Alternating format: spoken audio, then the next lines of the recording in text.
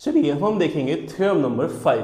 कहता है if two parallel lines are intersected by a transversal the bisector of any pair of alternate angles are parallel. अभी कहना क्या चाहता है, डायग्राम समझते हैं। कहता है कि दो पैरेलल लाइंस है ए बी और सी डी, ठीक है, इन्हें एक ट्रांसवर्सल इंटरसेक्ट कर रहा है, दैट इज ई एफ, ठीक है।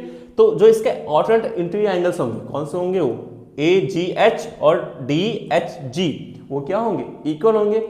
अभी कहता है कि जो इनके ऑल्टरनेट इंटीरियर एंगल्स के जो बाइसेक्टर्स होंगे दैट इज एम जी और एच एन, वो क्या होने चाहिए, आपस में पैरेलल होने चाहिए, that is M G is parallel to H N, ठीक है।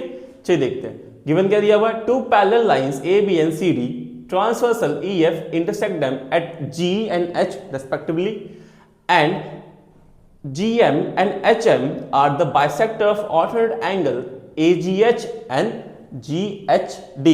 यहाँ पे AGH और GHD जो alternate angles है उसके bisectors कौन कौन से हैं, MG और we can say that GM और HN। हमें प्रूफ करना है कि GM is parallel to what, HN। तो चलिए प्रूफ देखते हैं। Since AB is parallel to CD and transversal EF cut them at G and H respectively, therefore हम कह सकते हैं कि angle AGH is equal to angle GHD। क्यों, because they are alternate interior angles, ठीक है। नाउ अगर इन दोनों का हाफ करें, इन दोनों एंगल्स का क्या करें हम, हाफ करें, is half of angle AGH is equal to half of angle GHD।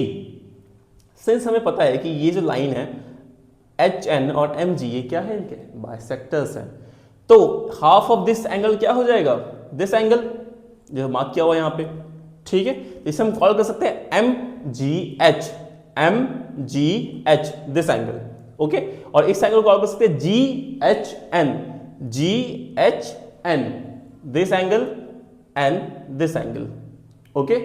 Thus, two lines GH and HN are intersected by a transversal GH at G and H respectively such that a pair of alternate interior angles are equal, ठीक है। अगर हम ध्यान से देखें तो यहाँ पे इसके alternate interior angles कैसे है, इक्वल है, तो लाइंस क्या होंगी, पैरेलल होंगी। तो हेंस हम कह सकते हैं कि GM is parallel to HN।